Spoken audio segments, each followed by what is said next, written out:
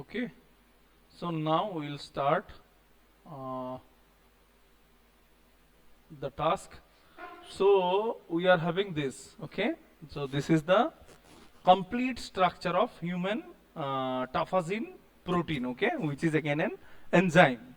So, and we are having this problem. The problem is that whenever we are searching for tafazine, in the here you see we have searched for tafazine, okay, but we ended up with some other protein. So what does it indicate? It indicates that tafazine had not yet been resolved and no crystal structure is there. So in that case, what we do, we take the sequence, we simply put on a server. The server eventually gives us the structure of the protein. So here also we will do the same. We will copy it and we will put it into a server which is known as Swiss model. Okay, so it is also a site by XPACY. XPACY is a European biotechnology initiative, and what we'll do is we'll not add more this thing info. We'll just click on build model. Okay, so it will start building the model. So I'll share this thing with you. The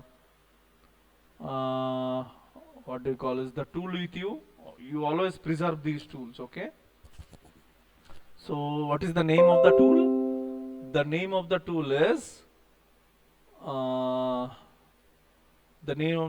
Swiss model. Okay, so it is a domain which has been developed by XPACY, which is a European Union's bioinformatics initiative. Okay, so it will identify the templates and eventually it will produce the model. Okay, we'll discuss what exactly is this. Okay, the methodology we'll discuss a little. Just hold on. Okay, so we'll discuss the methodology. So since so there are some steps. Okay, so we'll write down the steps. So we are talking about Barth syndrome, which is caused by a mutation in enzyme called tafazine. Okay, so tafazine do not have any crystal structure. Okay, so no available crystal structure in RCSB PDB. Okay, so we want to study this protein. Okay, but the problem is that there is no crystal structure. Okay, crystal structure means what? Means the protein has not yet been crystallized, neither been photographed by methods like X-ray crystallography, or methods like cryo NMR, or cryo electron microscopy, okay, or NMR. These are the three methods by which usually X-ray structure or crystal structure of proteins are done. So it is not there. So what we'll do, we'll go for a method called homology modeling. So what we'll do, we'll do homology modeling. So a method called homology modeling. Okay. So we'll recapitulate one more time. So there are many inborn errors of metabolism. One such example of metabolism is called Barth syndrome. Barth syndrome is also an orphan disease because this is very rare. So when it manifests in the fetal condition. This is the mother and this is the fetus. So what happens during the development of the fetus only, there is a mutation in the tafazine gene, okay, where there is a mutation in the tafazine gene which leads to infantile death or fetal death, or in some cases the patient may die before 10 years, okay, up to about 10 years the patient may survive. So this tafazine gene is present in the Q arm of a particular chromosome, chromosome number 23. One more time, I'll just check it out. In which chromosome it is there? Just hold on. It is present in the 28, 28 number chromosome. Okay.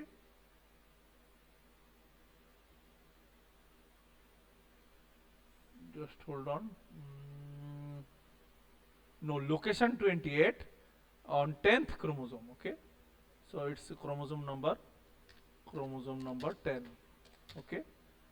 So the Q arm of chromosome number 10, we are having 46 chromosomes. We are having 23 pairs out of which uh, 22 pairs are autosomes, 22 pairs somatic chromosome, and one pair is sex chromosome. The other pair is what? The other one pair and another pair, one pair of XY or XX. Okay. So the particular chromosome number 10, that is chromosome number 10 means it is a somatic chromosome. So it's a somatic mutation. Okay, not sex-linked disease. So it is not that. What is sex-linked disease? Sex-linked disease is a disease which is only present in either male or female. Okay, sex-linked disease. Sex-linked diseases. Examples. Who can give me examples? Sex-linked diseases. So let us say Klinefelter syndrome. Klinefelter syndrome is a sex-linked disease because it is only present in males. Okay. Then there is Turner syndrome. Turner syndrome is only present in what? Females. Okay. So like this, these are all sex-linked diseases. This is not sex-linked disease. So we'll write it here also. Not a sex-linked disease. Birth syndrome, not a sex-linked disease.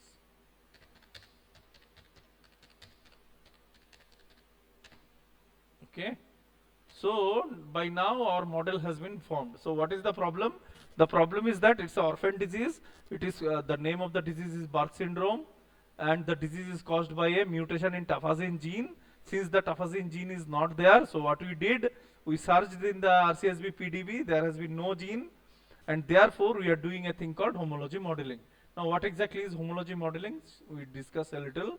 So here what happens? It's a template-based modeling algorithm. Okay. So what it leads to? It leads to formation of models based on previous knowledge. Okay. So it will search for homologs. What are the steps? What are the steps in homology modeling? The algorithm searches for structural similarity by sequence as well as by structure, and finally builds a model by homology based compatibility. Okay. So these are the info which is needed. Okay. So coming back, I think our model has been built.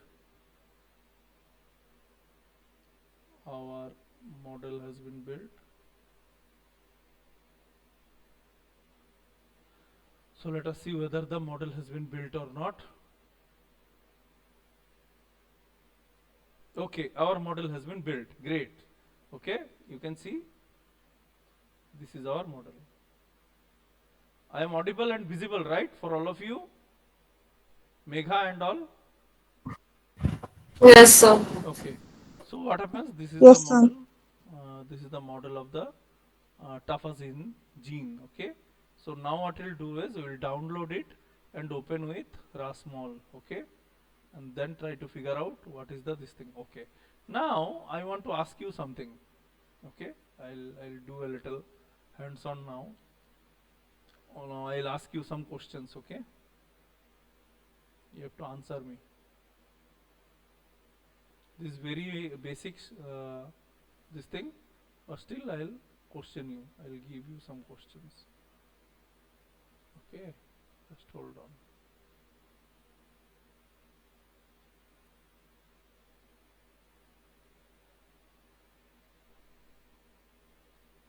Okay, this is the structure of the protein. Okay, now I want you to give me the names of these areas. Who can give me the names? This particular area and this, and then I'll give different color. Oh, sorry, did not came. Sir, is it like major groove, minor groove, those things? No, completely not. Just hold on, we'll get back to this. And we'll also talk about that major group, minor group also. Don't worry. So these are the regions which are of interest. Okay. These are the regions which are interesting. Okay. So see, three different color lines. Can you see? So first and foremost, this is the structure of 3D structure of. Just hold on. The problem, no, you have to have profound interest, and then you have to have very clear thought process also. Just getting back. So 3D coordinates of human tafazin. Okay, this is human tafazin gene. Okay, 3D coordinates. That means it's a 3D protein, 3D structure of a protein. It's a protein structure. Protein structure. Okay. So you have to remember that protein structures are built up of there is a hierarchy of structures. Okay. So these coordinates, this particular structure is a secondary structure of protein. Okay. We will call it secondary structure of protein. Structure of protein. Okay. Now this protein structure is very important. Why it is important? Because it is having three different modalities. Okay. So the first is we will call it. You can see this area. This area you can see where there is some twisted areas. Can you see, all of you? These are called. This particular area is called alpha helix. Alpha helix of protein structure. Okay, so proteins are made up of alpha helix. Okay, so there are some straight ribbon like structures also. This is twisted, this is not twisted. Can you see? It's very straight, there is no twisting. So these areas are called beta sheets of proteins. Okay, protein structure.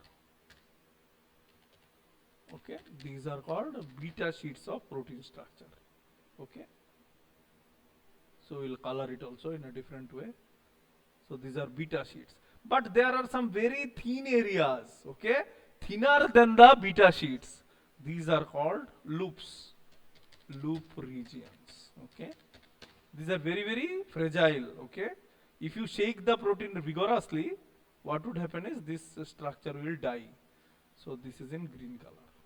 Okay, so all proteins are having three what structural features. One, the alpha helix, which is helical. Then there is beta sheet, okay, which is not helical but what we call straight, and there are some very thin regions in the protein. So all these three together comes and it forms a secondary structure which eventually give rise to a tertiary structure of a protein.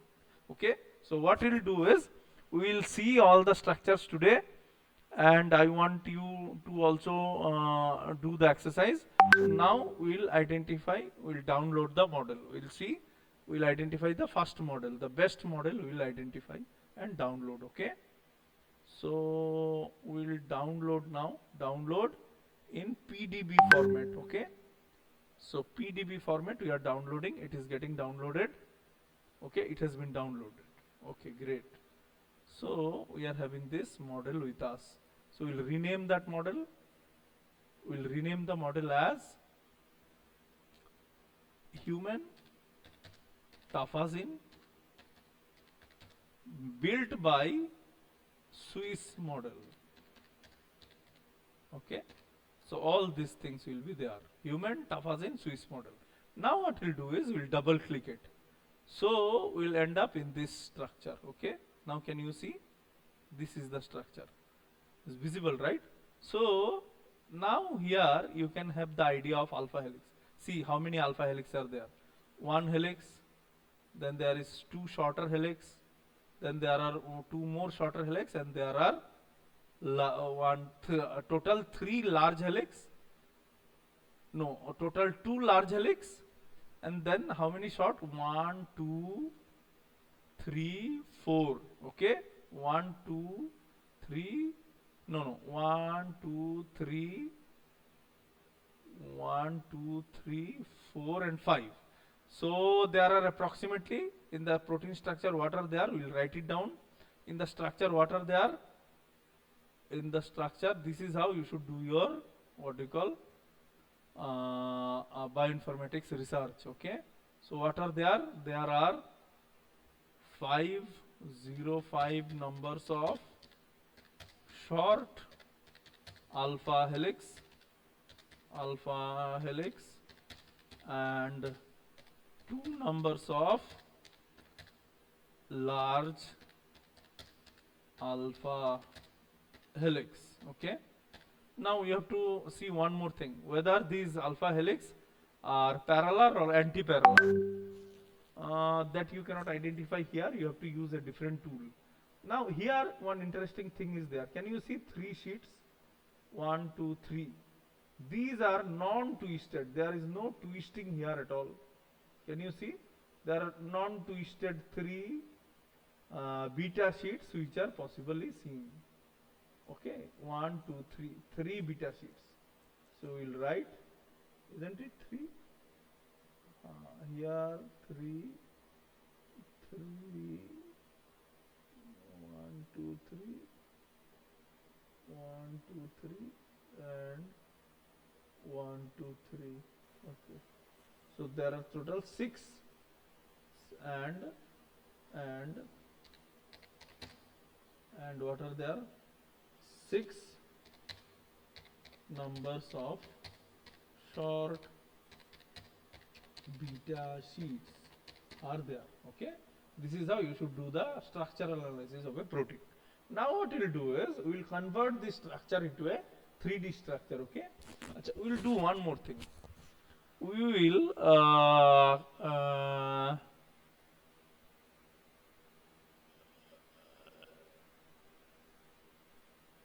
okay, see here how beautifully done. Can you see what is there? You can see all the alpha helix in pink color and all the beta sheets in what color? In yellow color. Can you see? Okay, what you can do? You can see all the alpha helix and the beta sheets in different colors. Okay, we will take one more screenshot of this. Okay, so we'll take one more screenshot. We will put it here. Oh, wait. Okay, we'll put it here.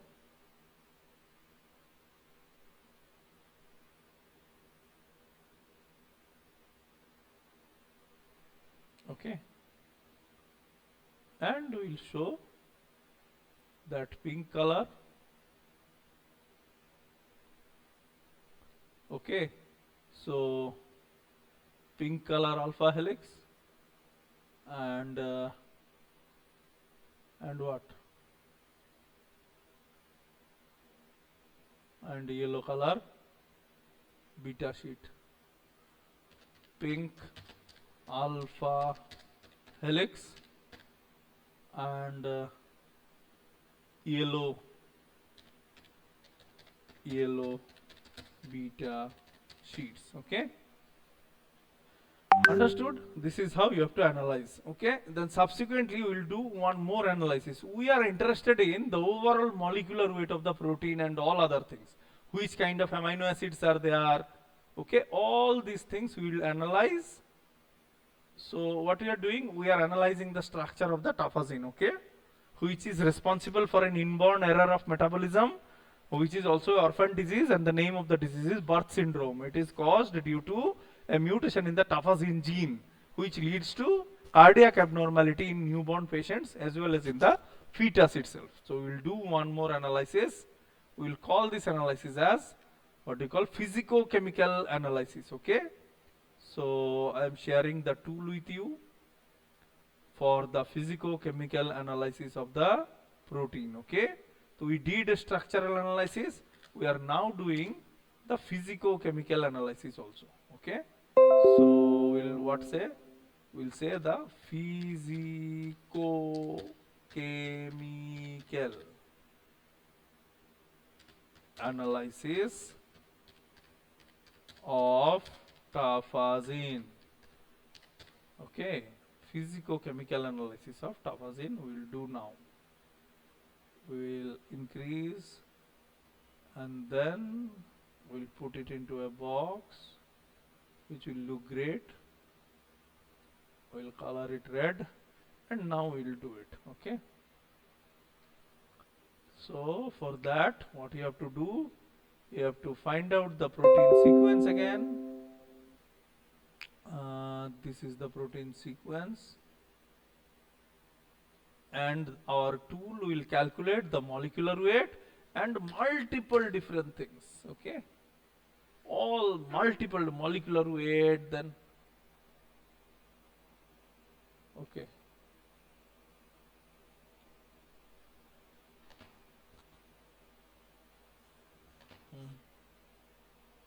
Okay,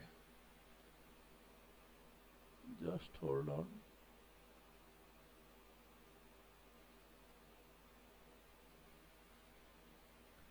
You may seem that these tools are easy to handle, no? But the problem is you should know which tool should be used where. Here you see. Number of amino acid 262, molecular weight of the protein. Okay. So molecular weight of the protein is this many Dalton. So molecular weight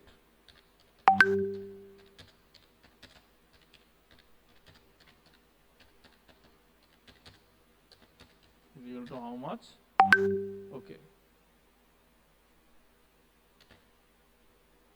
This many D, we shall write D, Dalton. Dalton is the classical, what we call, unit for molecular weight, okay.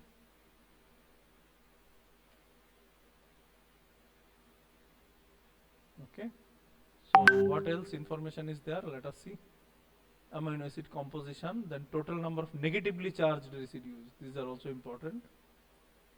Total number of positively charged amino acids. Can you remember? We discussed that polar and non-polar amino acids. These informations are needed to understand the structural features of this protein. Okay. To understand the behavior of the protein, how it will behave. Because no, what you will do is you will isolate the protein by using SDS page and then HPLC and all, no? And you will also do the Western blotting. So for those methods, you need to have these physicochemical parameters. We'll come back to this, why we need all this info, okay? So then atomic composition is not needed, formula is not needed, this is extinction coefficient is needed. Extinction coefficient is needed because for identification of what? For identification of protein by using spectral methods. Okay, we will come back to this. Okay, why we need these info? I'll teach you why these things are needed. Okay, very very crucial info. Estimated half-life, why this is needed, that also we will see. Why we need all this. Okay, we will not just simply this thing. We'll also try to figure out why these info are needed. Okay. Then these instability index. Why these info are needed, that also we'll discuss today itself. Okay. Each and everything we'll discuss. Then what else? Aliphatic index and this Gravy score.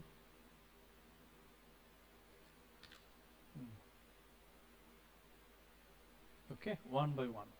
So we'll come back to this. Okay, is there any percentage? Just hold on. Okay, great. Okay, great. Understood. Fine. Now, one by one, we'll come to this. Okay, why do we need? Why physicochemical analysis of tafazine is needed? That is a big question. So we'll answer that question first. Why needed? Why need for physicochemical analysis in the first place? That is what we want to know. What is the need of this? So the need of this is this. Okay. Why this is needed? Need of physicochemical analysis. We will discuss this here. Okay. Okay, no problem.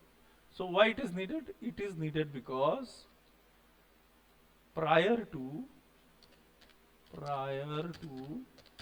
wet lab analysis of the protein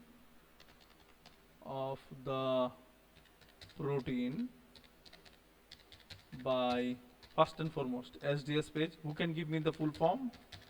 Then Western blot, then HPLC, and finally sequencing.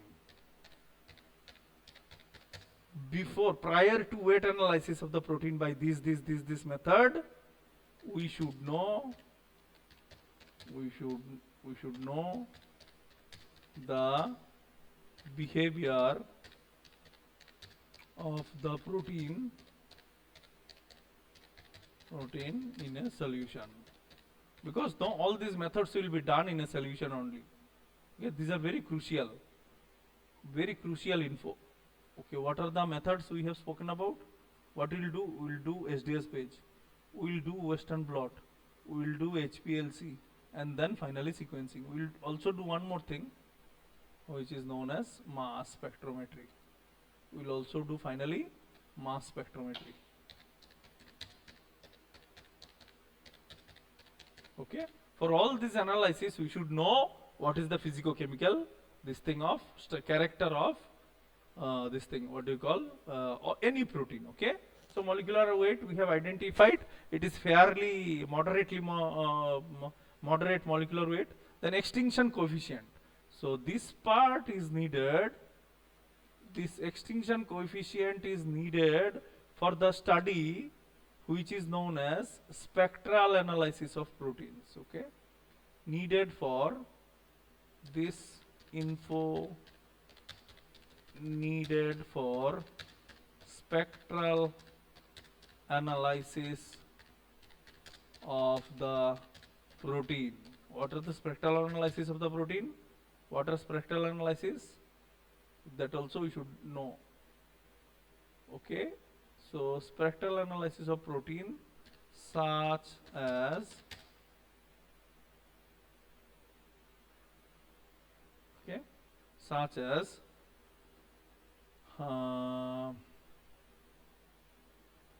UV visible spectrophotometry. For UV visible spectrophotometry, for estimation of tafazine in a solution. If you want to know how much tafazine is present by using UV visible spectrophotometer, then you have to know this extinction coefficient. This in turn gives you an idea of something called lambda max. I do not know how, whether you are aware or not. There is a concept called lambda max of any protein. So that is related to the extinction coefficient. Okay. Then estimated half life and the whole concept of stability. So why this is needed? Why this is needed? For, can anybody tell me why this info is needed? This info is needed to identify the shelf life of the protein. Shelf life, and storage, storage modalities. Okay, how you have to store it. In order to identify those information, you have to know estimated half-life. Here you see it is classified as unstable, means you have to put it on the fridge and the shelf life will be very very less. For example, you want to work on this purified tafazin protein as a reagent, though you have to do very fast you have to do, and you cannot able to do prolonged this thing storage in the fridge, that you cannot do. Okay, then what is this is very important, gravy. Why this gravy index is also very important. Okay, so we'll see what is gravy index. Okay, now this index indicate that whether it is soluble in protein or not, means indicates what you call hydrophilicity or hydrophobicity. Okay, whether it will be dissolved in water or not, that is identified by this. Okay, so if the gravy score is very high, very positive, okay, then what would happen? Oh shit, just wait. Okay, so if the gravy score is high, it indicates that, so consider that this is your test tube. Okay, and you are having what you are having some tafazin in it. Okay,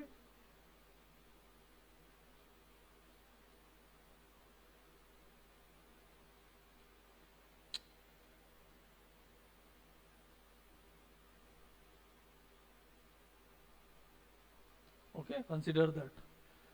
So if gravy score is negative, it indicates that not very soluble, not very soluble in water.